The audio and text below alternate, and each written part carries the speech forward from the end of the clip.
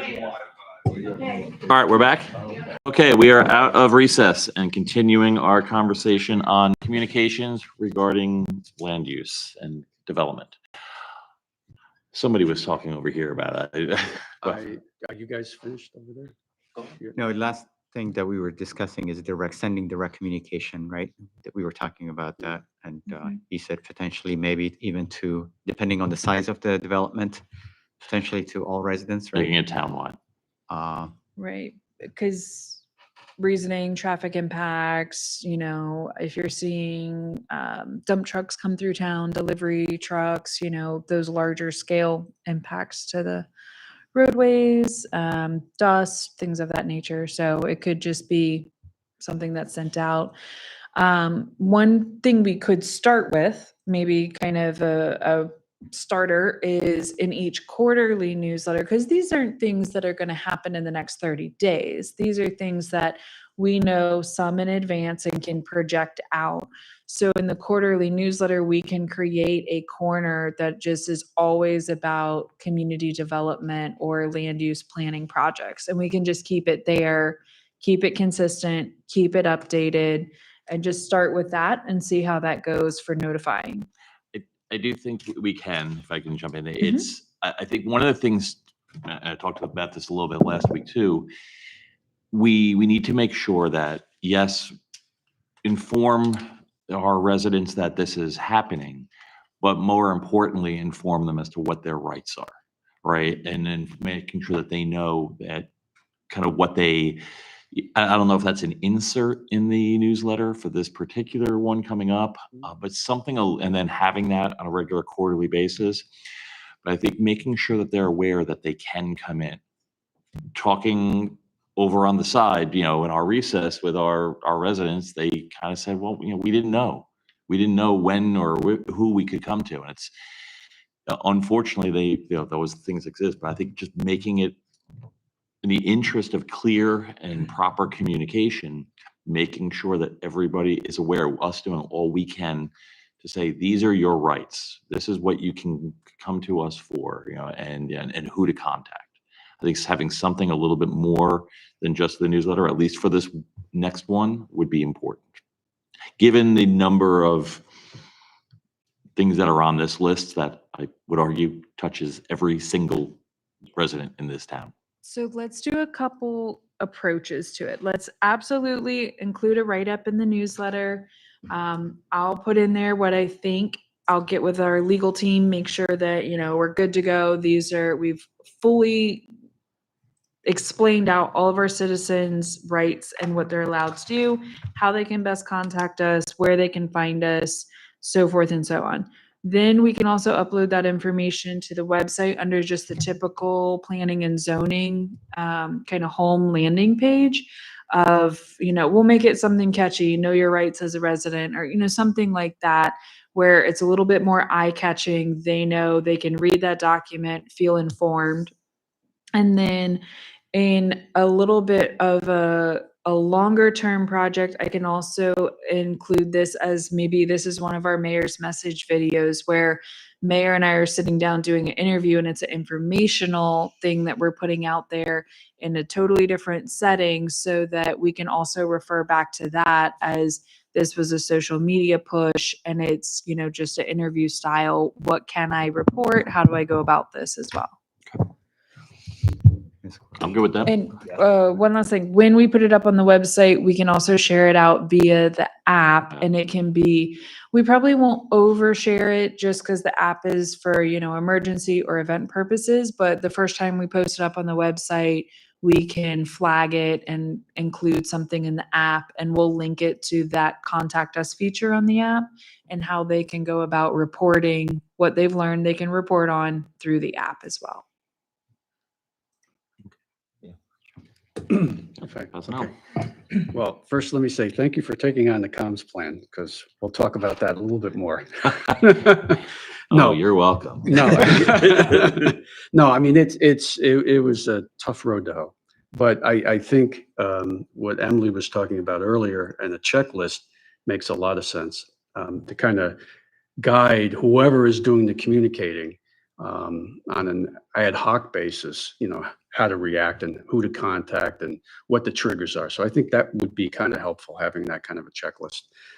The other thing is, I want to get back to what I said at our meeting last week, was about the developer's role, the construction company's role.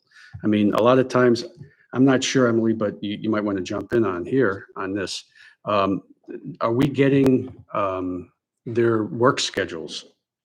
Do we get to that depth of information where we're seeing what their schedules are?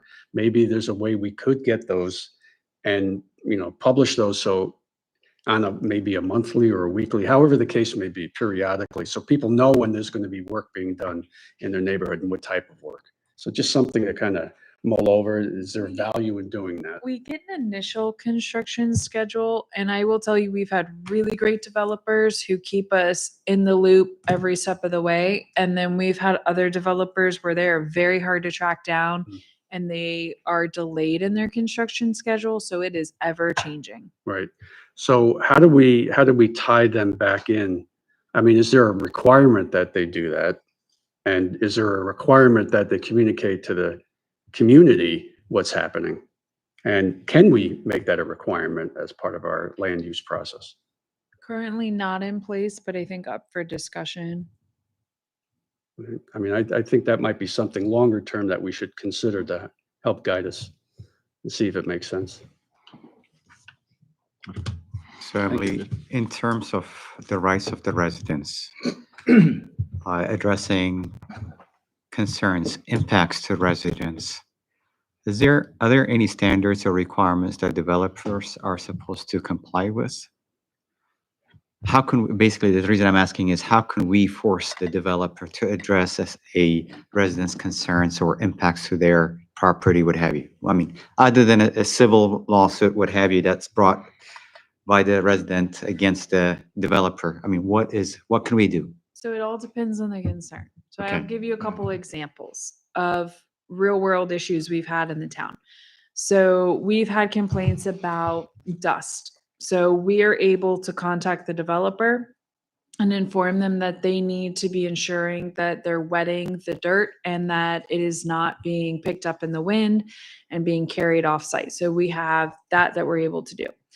I've received complaints about the red dirt getting out on the major roadways here and that they're carrying a lot of dirt and debris off the construction site onto the roadway. I have a great partner in VDOT. I can call them up, I can submit them a picture, and they will enforce that they have to keep the VDOT roadways clear and clean. They have to do that by getting a street cleaner to come out. They have to wash the roads at the end of the day. So they're very strict on that. And we do have a good partner in VDOT. If there's noise complaints, I can partner with chief regarding noise complaints. If there's parking concerns, let's just say there are parking dump trucks on residential roads and blocking entry and exits. Again, I can work with chief on that. That's something we can handle.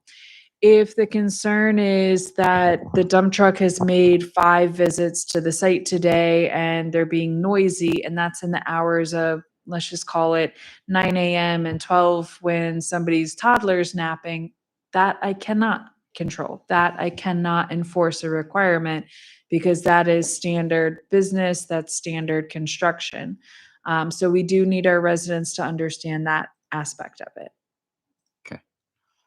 So for example, if someone's backyard was to flood as a result of a construction event, then we can definitely go in, have conversations of, did they put up ENS control measures? So if it's currently under construction, did they put up ENS control measures where their issues on site are now going off site onto somebody else? We can have those conversations. If it's this scenario where construction's done and we're now evaluating it of, did they build it and construct it to what was approved in the site plan? We're still very much involved. We have to see where that comes out, what was approved and what was actually constructed. okay. So basically sounds like what we can help our residents with potentially is if the builder or developer is in violation of an ordinance, a requirement, what have you, right? Mhm. Okay. Yeah. Thank you. Mhm. Anything more on this topic? Okay. Let's move on. Next item on the agenda is the Town Park Pavilion. Yes, so I wanted to ask council for your feedback per our little homework assignment on the park RFP. So I'll remind everybody with a quick recap. So we're on packet page 88, and I put together 2 proposed scopes of work. So we have had discussions on moving this park pavilion design along and to include the restrooms. And so the first scope of work is a RFP just for the design of the park pavilion structure and restroom facilities. So this is the architectural aspect of it. And then I informed council at our meeting last week when I brought you the second proposal scenario, and that was to do the engineering services separate, that we can look at doing the services separate or under task order number 1, page 90 of the agenda packet. Task order number 1, I can modify the highlighted language to include all of the architectural detail that I put in on page 88 and 89 into this, and it can be one larger RFP that's picked up and done by a consultant. And so I was looking for feedback from the council on keeping it separate or putting it together and moving forward and hopefully getting it posted very, very soon. Comments? Yes. You want to go? Go ahead. Yeah. No, I think when we discussed this last time, I had asked if one has influence over the other, right? Or drives the correlation would have you, right? And I was wondering if it makes sense to just do it together as opposed to separate. So I don't know. I know we had started discussing that. Yes, I think we should start discussing that. So a couple factors that we need to remember. We have a Hairover Master Park plan that has been approved and is in place. And I also want to remind everybody that it is officially named the Hairover Park. That was done in previous council time. So we have a master plan and we need to collectively discuss, review it, and affirm it, whether it is modifying the master plan and removing some elements or going with what is there and affirming it. In that master plan, the building was to remain. So we at least need to modify that portion. From that point, we then need to do the appropriate surveys and look at the future needs of the complex. And then from there, we can start the design aspect of designing out the master plan that we've approved. So that is where you can work in all of the architectural design. That is where it would naturally fit in, is in that design phase of it. And then further down, once you get your design completed, then you're into the final engineering phases of it and the fine tuning of the architectural designs, the appropriate building plans of it, and then ultimately getting to the approval of those documents and the construction management. So that's kind of what I've laid out here in a bit more of a summary synopsis on page 90. Basically, yeah, I think that sounds correct. But my concern is if we don't look at it comprehensively, right? Do things comprehensively. If we do it like a piecemeal job, right, one at a time, I believe it might cause an issue, right? Something that down the road. That's what I'm thinking, right? I'm thinking that we should look at it comprehensively, do what, plan things out, and then work on what we need to work on in terms of the different elements, right? That's what I'm thinking. So, go ahead. Go for it, sir. Okay. Just a quick comment. I'm not really sure construction management fits in an RFP here. Wouldn't that be something that we would do once we determine what we're going to build and then go out to bid? And on the construction side, we would bring somebody on board to be our CM. Yeah, we can strike that portion of it. We don't have to leave that in. Right. Yeah, because that's just a thought. If we're going to review and affirm the adopted master plan, that sounds more like a planner type of a aspect, right? Not necessarily design engineering firm is going to be doing that unless they bring a sub in. A lot of them usually would have a team on board as Yeah. well, though, for that planning phase of Okay. it. So this is kind of like the parallel effort. They're going to be working on the design, and then we're also going to be reaffirming, which, I would hope, or what I was trying to pitch in this scenario, so if you're looking at page 90, if you're looking at task order number 1, the right, very first task that this consultant would do is they would come into the town, we would host a charrette, they would act as a facilitator between the council and the citizens, and collectively you would reaffirm or affirm elements of the Harover master plan. That would be their first task. And then from there, they go on to the designing and the engineering. I'll have to think about that a little bit more. I mean, I get the concept of wanting to do that, so you're not reworking this, as I think Alexander was alluding to.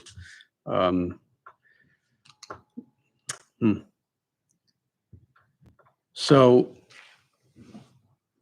I mean, I guess they could begin, and by the way, did I miss it in here? But I don't see any of the different percentages on the like preliminary, or is that what you're saying?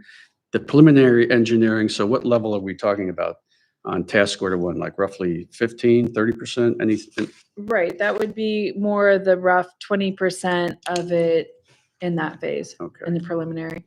And And then, those finer details, if council says to go with a single RFP, those finer details would be added into here. This is just kind of that overarching summary to decide if we're doing 1 or 2. I mean, I don't think we would disagree with wanting to get this moving forward as soon as possible, you know? Yes, definitely. I mean, I agree with that. And so you would be at 20%, and then it would be up to 100% on task order 2. Can I just talk about some elements in this, if I may? Because I was thinking about it. I mean, when I was reading on page 88, we're talking about offering an element of climate control for the public restrooms. That can be pretty large. I'm not sure what exactly we mean by that, like a fan or something, or some kind of HVAC or something of that nature. I mean, there's a So wide range there. This was the discussion we had a couple weeks ago where there was a desire to have an element of climate control in the restroom facilities. Some felt that we needed air conditioning and heating. Some felt that we could do with a fan that's operational and the appropriate, let's just call it like vents on the structure so that as air is rotating, air can also come out of the appropriate vents. So what I put in here is that they would come to us with different ideas Okay, so we have for, options. yes, Yeah. that's the goal, is that we have options, not necessarily that we're heating and cooling it Right. to a prime 72 in the summer and, 68 in the winter. Right, okay. Yeah, because I was a little concerned about the costs associated with that. Yeah. And we were going to do our own kind of investigative, once we figure out how we're moving forward, we would do our own investigative research of, let's go to some other parks, let's see what their restroom facilities have. Is it just the simple, fan? Is that adequate? Things of that nature. Absolutely. A little benchmarking. Yes. I was at James Long Park today. And, well, that's for another discussion, but, so if that's the case, we're talking about energy usage and all maintenance and what have you. So personally, I'd like to see us consider some type of alternative energy for the structure, if we could get that as an option. I'm thinking about maybe a solar alternative to help power what's there. And I don't know what the cost would be, but they could do a cost benefit for us, perhaps. Price it out for us. Price it out, get us an idea of what that might be. And the other thing that I'm not seeing in here that we might want to consider, that we sometimes forget about, are the operational and maintenance costs. You think about what are the design materials that they're going to be recommending for use, right? Or is that something the construction folks would do? I think that would be during the design engineering phase, that to help us reduce our operating and maintenance costs. Would they add that into there while they're doing that kind of, I don't know, scheme or kind of evaluation, would they assess that at the same time? If we could put that in. I think they could do They should give us yeah, that during design. the certainly. design, they could, Yeah. they could They do could some give us- takeoffs. You're requesting the materials during the design. Yeah. The build is when they spec out the price of what it's going to cost to use that material, right? So I think it might be helpful to get a better understanding of what those costs might be over the life cycle of the structure. Okay. Anybody have any thoughts on that? Like a porcelain sink is very easy to vandalize, so you don't want a porcelain sink, and Something durable, right? yeah. Easy to clean, easy to maintain. I think idea behind this is for them to provide us the options and to Yes. give us that, so that we can make an educated decision from that. So Joe, Isn't it? Joe, yes, I do agree with you in terms of moving forward with this. It's been a long time coming, right? But I think my concern was that from an engineering perspective, right? If we move forward with this, the engineering is solely going to be dedicated to this pavilion, right? Anything, not the larger picture of what the park, in terms of the master site plan, master plan and so forth. That's my concern, right? Yeah. From an engineering perspective.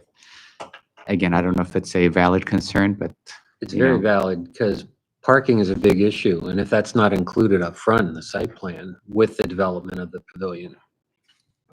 So Emily? my thought, looking at the scope of work on page 90, is that it's the entirety. So we can't really design and plan a pavilion without knowing what the parking restraints are and the entry exit points. And if we're going to put a trail system in and have a pavilion and have a playground and have an open field, those are all competing things for the parking. And so I think the thought was, if you put it all together and you have that initial public charrette where you're reaffirming, okay, our community really wants all of these elements. Now we need to figure out how to design and plan for them and engineer them, that it's all happening together.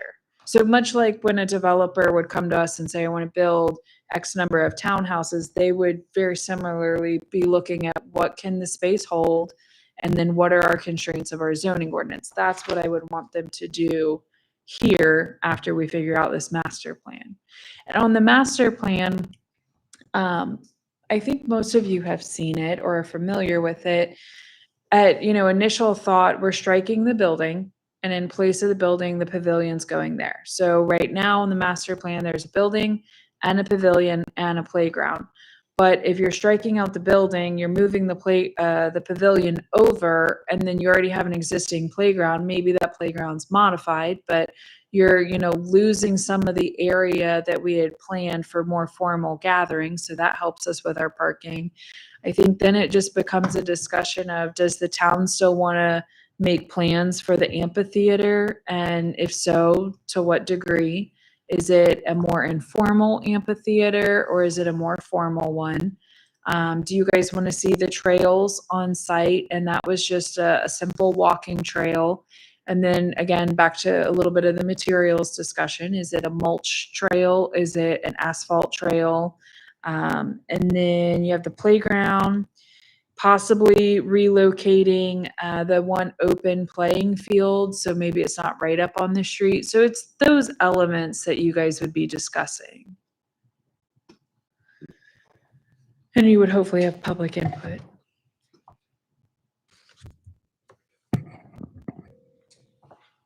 in terms of timeline, right? How long do you think it's going to take to get the input from the public, at least that part?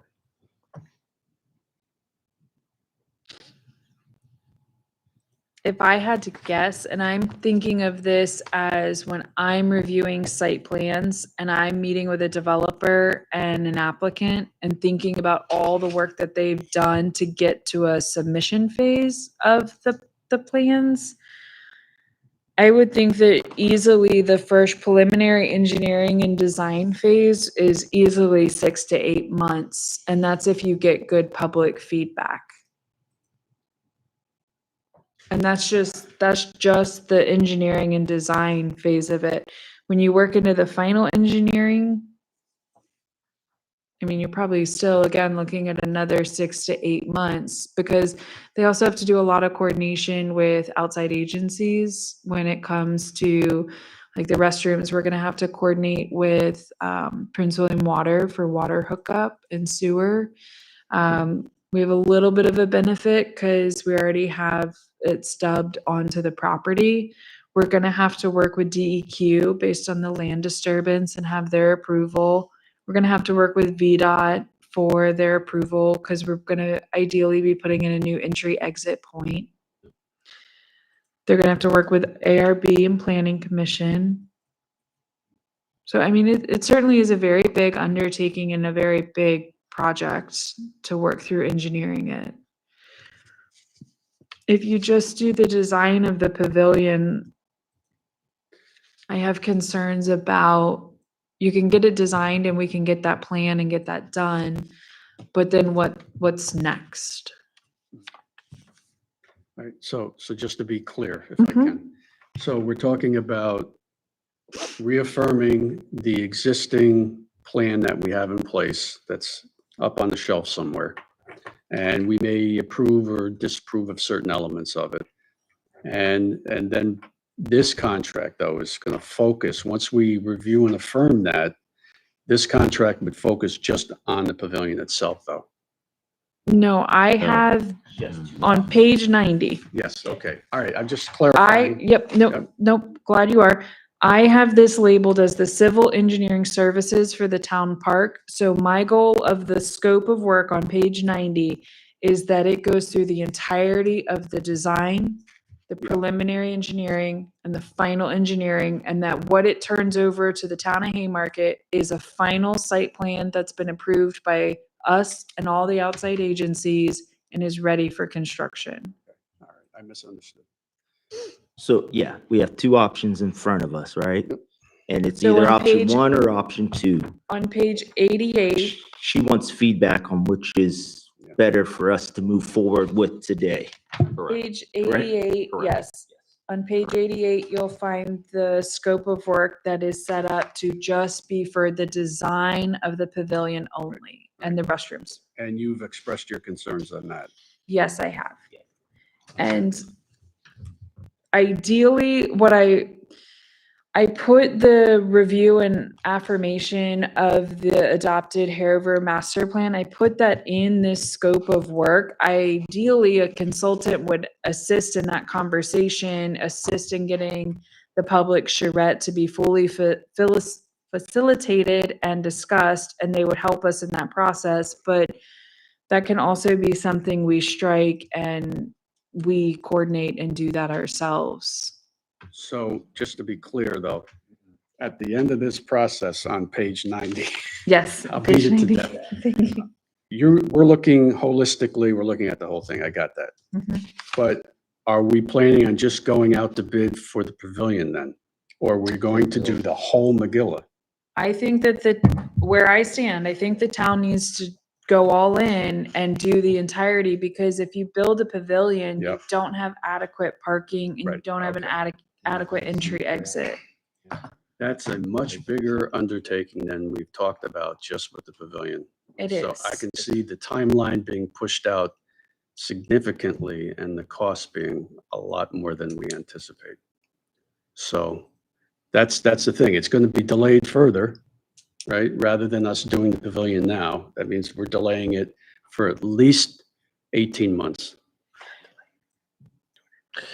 But we are Yeah, no, We're taking care of the. no, I get that. We're bigger taking issue. the proper steps to do the appropriate planning Right, and okay. engineering and ultimately building out what is going to be a very nice community park, and it won't be piecemealed together. Right. Because when we put, so, and this is something Katie and I have definitely thrown around ourselves as well, is when you're talking about designing the pavilion and doing the pavilion, we still have to engineer it. We still have to take into consideration the stormwater management on site, because you're putting in a concrete pad, you're putting in an impervious surface. So we can piecemeal that, but ideally, when we do the engineering services to plan for the stormwater impact of the pavilion, you just do it all at once for the entirety. We can set it up that you do the engineering, you get an approved site plan, and then it's phased. We can have phase one where you build the pavilion and the parking Right. and the entry. And then phase two can be the amphitheater, the trail system, the upgraded playground. That's So kinda you like- can phase that portion of it. It's kind of like this building, Right. right? If we do the site work, phase two would be the elevator. And they're gonna tell us that. Yes, we would, so Okay. we would write that in here. So, under task order 2, prepare phasing plans for construction so that the improvements can be constructed in phases as funding becomes available. So we have it in there that ideally they would be giving us the appropriate phases. So again, this is where Katie and I have gone back and forth that from an engineering standpoint, it's better to engineer it all up front. Right. And then they tell us, okay, under phase one, you're gonna need to build out your stormwater, your pavilion, and your parking. Then phase two, you have the next steps. Okay, that makes sense. I get that. All right. What I'm looking at are some of the other priorities that are on our list. So I think we're gonna have to take another look at prioritizing, because this could take a lot of bandwidth, right? And may take away from other things that we've been talking about. So we do have Ms. Davis scheduled for November 1st, and we are reviewing the strategic plan, 1-year recap. We are setting priorities in that meeting and going through that budget discussion. Quite frankly, I don't want to delay us 3 months for that session. I mean, this does it right the first time. Right. I agree with that. Does council feel that we could come back, or I mean tonight, or come back at the work session and at least start moving forward on the RFP? And what direction council wants to go on that?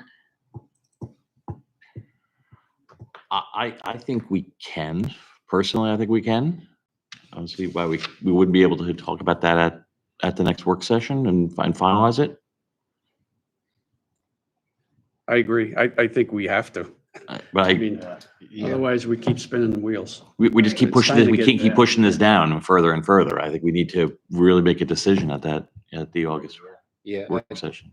So- I think task order 1 and 2 can be handled. I think 3, construction management can come with the I'd design. agree with that. So, yeah, I would say move forward with task order 1 and 2. Okay, so I will put a lot more detail into it and prepare a civil engineering services for the entirety of the town park to include the discussion and reaffirming of the Hanover master plan as kind of step 1, the design and preliminary engineering, and then the final engineering. And so we'll have that at the August 25th? 25th, right? 25th, August 25th I think meeting. it is.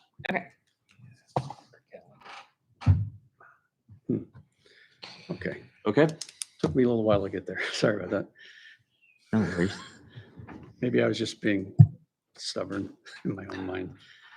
But my concern is. No, they were good questions. That my and- concern though No, is yeah. a lot of the funding, I mean, we're gonna have to talk about funding and how that matches up. Well, yeah. Yeah, we're good until we're not.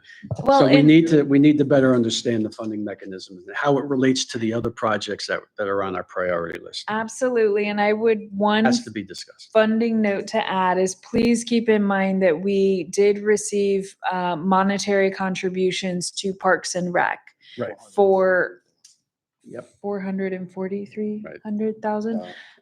So Nothing. we will discuss with, will. finance liaisons. We do have a couple meetings before the work session, so that's something we can start discussing as well. So are we good on this one?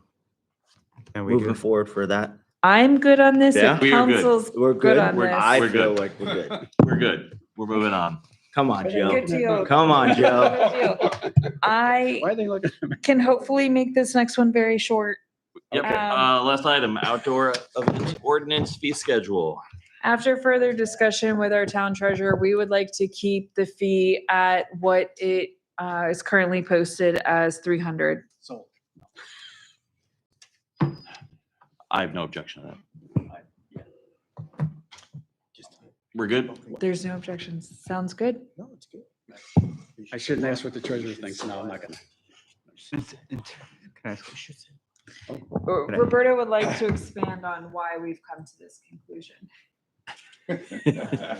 Please It's- expand.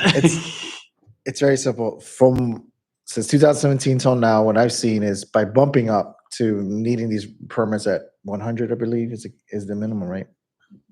By bumping that up, I think it eliminates a lot of the confusion and a lot of the need for people to, I think 50 was the number that kind of coordinated, where you have to get a permit, but bumping up to 100 kind of makes more sense. It would lessen some of the questioning and some of the residents when they come in, say if they want to do a private party, graduation party, it kind of eliminates that, because before that was always a question. I believe Vice Mayor, you also had a question about that last It did.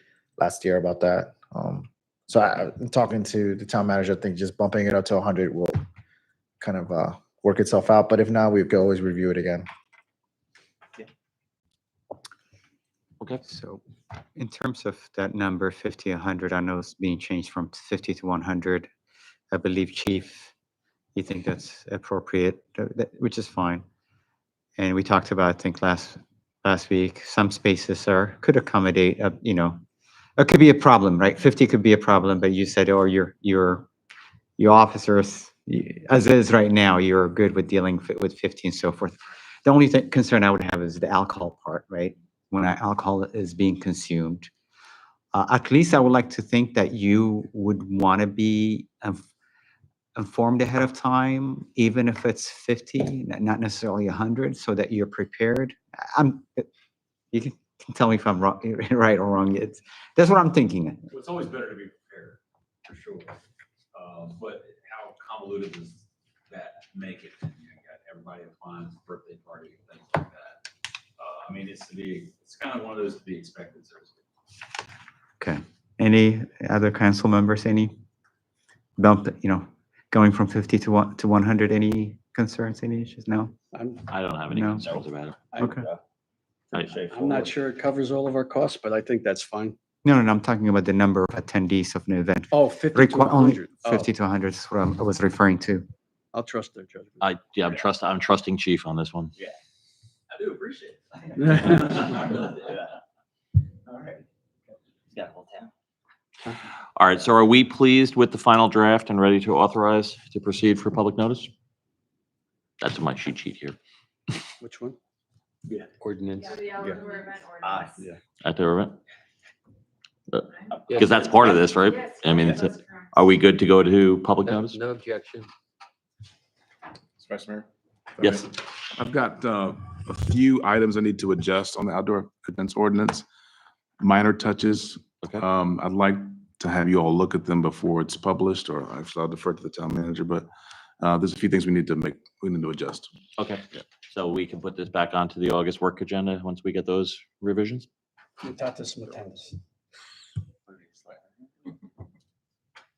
Okay. August 25th, we will review this again. Okay, I think we were adding one additional item to do another closed session. We need to go back into, You want to do council members? which is more appropriate? Should we do council member time or? Yeah. Let's do, yes, I'm Let's sorry. do council member. Yeah, let's just get it out of the way. We- Got it. Yeah. Before we get to that, right, there are a couple things where we said, hey, let's wait until the next working session, what have you, right?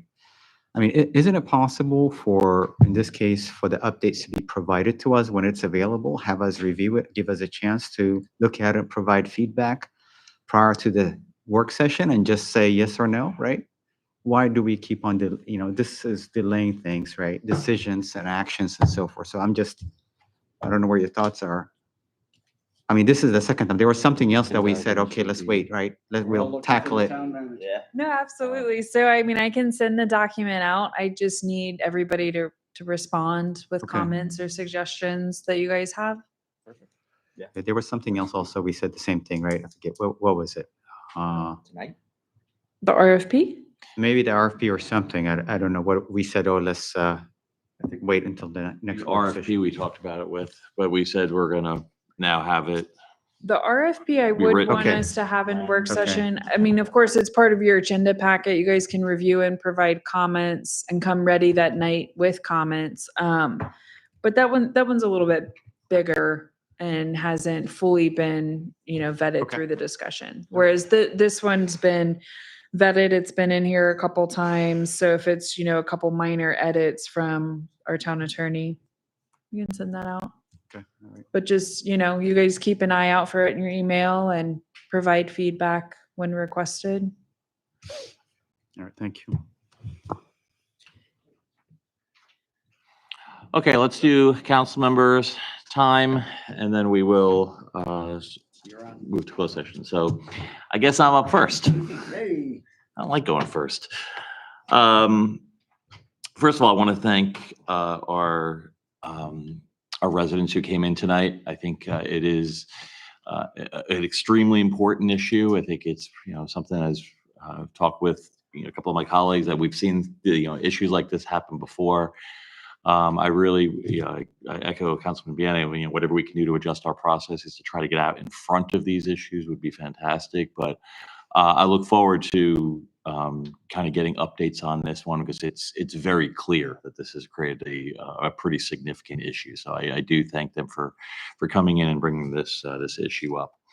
Also wanted to thank he left now, but thank our scout who came in from Scouting America, Troop 1882. Something that's near and dear to my heart, obviously, as a lot of you know, presumably working on his citizenship in the community merit badge. We're probably going to see a few more of these. It used to be that they requirements allowed them to actually watch a meeting that was recorded or go online. And Scouting America actually has now changed the requirement, forcing them to actually have to come in person. So we may be seeing some more scouts coming in like this moving forward. Finally, I just wanted to talk a little bit. Obviously, Supervisor Weir has passed away. I don't think I knew Bob as well as a lot of other people on the dais here. I did get to know him both as a neighbor in Green Hill Crossing. I went from thinking about Bob as he's that crazy guy down on the corner of St. Paul and Green Hill to thinking he's still that crazy guy. But now his passion is something that we should all aspire to. And I think, his commitment to the community. I know when I was starting to get involved personally, he was a great person to talk to. Just get his ear, talk to him on the side. He was extremely helpful, and I think it's an incredible loss for us.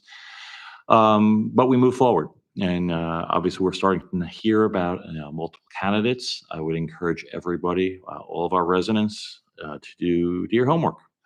Go out. There are several meet and greets. There are several forums coming up that I'm starting to see where you can learn a little bit more about the candidates. I would encourage all of us as residents to keep ourselves informed and to vote for the person that you think best represents our community as a whole. And to that end, I just wanted to call out something that I saw today on the Gainesville District Office page. The second annual Prince William County Office of Elections Open House is happening on Friday, August 15th, and Lee Avenue down in Manassas, where they're doing tours, and you can learn about the elections process and what we're doing to keep elections safe.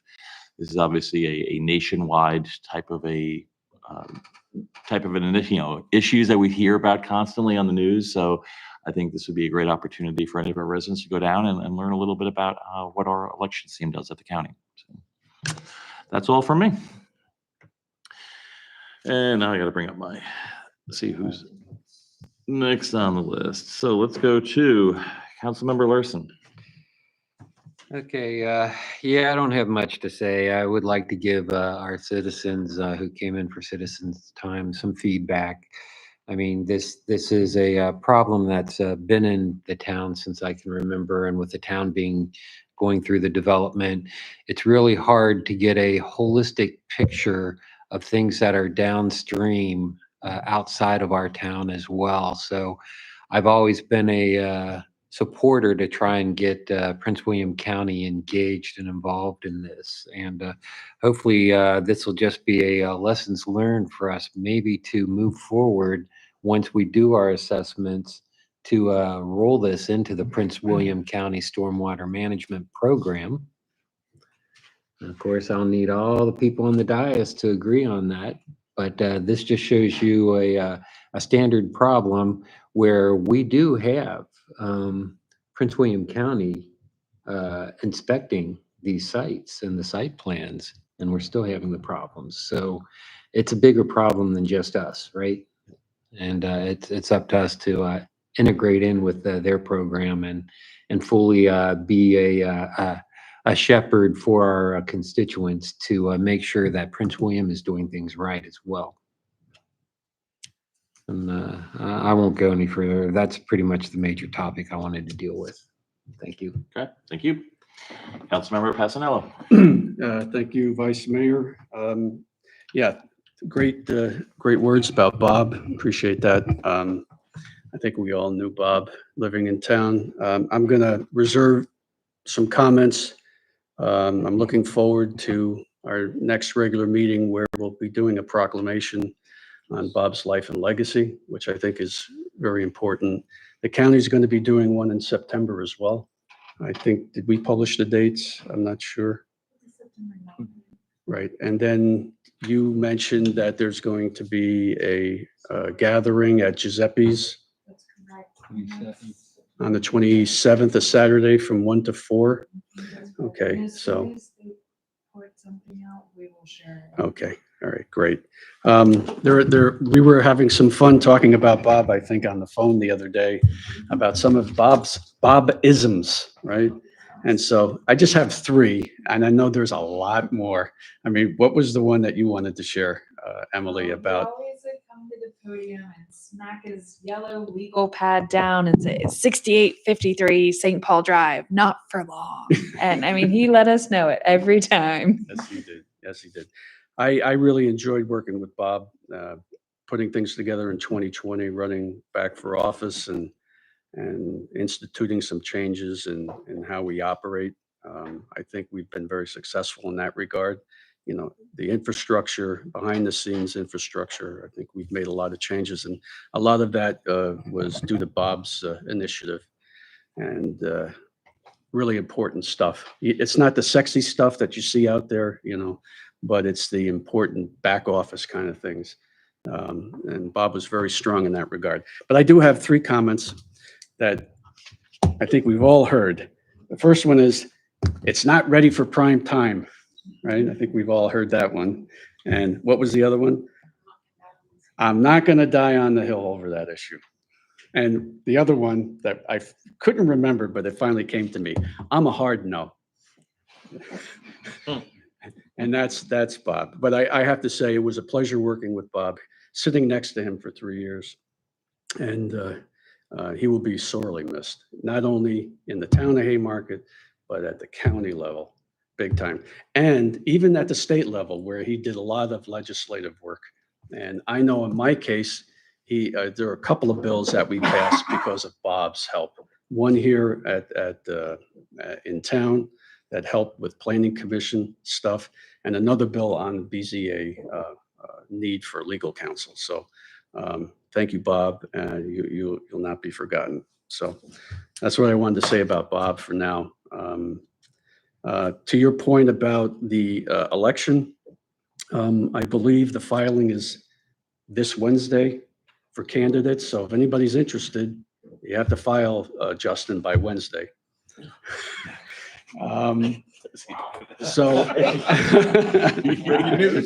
breaking news. But in all seriousness, there are going to be 2 firehouse primaries where they'll be selected. I think one is next Saturday on the Dem side, and the following on the Republican side, I think is the 17th, but we can reconfirm that. All right, so important. And what I would like to suggest to staff, like we've done in the past, we're going to have a general election essentially in November. And by the way, the supervisor's election will be November 4th. So it's going to be down ballot, right, for the governor, lieutenant governor, attorney general. And that'll be in our county or at least in Gainesville district for Bob's replacement. So would be a good idea perhaps maybe to invite some of the candidates in to speak again like they've done in the past. I think that would be very helpful. So that's all I have for now. Okay, thank you. Councilmember Bannon. Okay. I also don't have much to say other than to say that Bob will be greatly missed. It was a pleasure working with him. I didn't have a pleasure of working with him here, as a council member, but I did on the planning commission. And boy, what a very capable, knowledgeable guy, right? So he'll be greatly missed. In terms of the residents that came before us and voiced their concerns and the issues they're having, as I indicated, Emily, I don't know what our response, to be honest, I don't know what our responsibility is at the town level in comparison to the county level, but at our level, I would like to revisit things review things, trying to prevent things, similar things from happening in the future. In terms of site plans, I believe there are site plans already that exist that have been approved or going through approval. I'm not sure, but so let's take a closer look at those, have our engineer look at those, and hopefully, I don't know if there are any potential issues with flooding, what have you, let's address them now as opposed to later. So that's all I have. Thank you. Okay, Councilmember Baker. All right. First one, so my respects for Bob. I didn't know him that well, got to kind of know him a little bit at the end here and learned some things and some wisdom from him. So he will be missed, and I know it's hard for, the county, the town, and just a lot of his friends. But yeah, a lot of respect for Bob and what he did for this town. And then just want to say for the rabbi coming out, the citizens that came out and voiced their concerns, and we heard what you had to say, and sounds like we'll get things done. And just want to say that I want to thank staff for all their hard work, and police chief for everything you do. And tomorrow, maybe Emily can speak to this National Night Out. It's 5 o'clock, or no, sorry, chief, 5 to 8. We'll see you there. But that's all I got. Okay. Was there anything from Councilmember Ramirez or Mayor Pater? Okay. Therefore, can I have a motion to go into closed session? I move that the Haymarket Town Council go into closed session pursuant to Virginia Code Section 2.2-3711A8, consultation with legal counsel regarding a specific legal matter requiring the provision of legal advice by such counsel relating to a town lease agreement, contracts, and discussion on proffers. Second. All in favor? Aye. Aye. Opposed? Okay. Let's go to closed session. Okay, we've come out of closed session and need to certify. Okay, Mr. Vice Mayor, I move that the Haymarket Town Council certify that in the closed session just concluded, nothing was discussed except the matter or matters, 1, specifically identified in the motion to convene in closed session, and 2, lawfully permitted to be discussed in the closed session under the provisions of the Virginia Freedom of Information Act as cited in that motion. Do you have a second? Second. All in favor? Oh, do we do roll call? Yes, that's okay. That's okay. Casanella, Aye. Larson, Aye. Gallagher, Aye. Baker, Aye. DNA. Aye. Okay, we do have staff as discussed in closed session, as directed, please. No objection. No objection. For staff to proceed as directed. Staff to proceed as directed. Yeah, no objection. No objection. No objection. Move to adjourn. Second. Okay. All in favor? All in favor? Aye. I wanted to hold it out there for a while.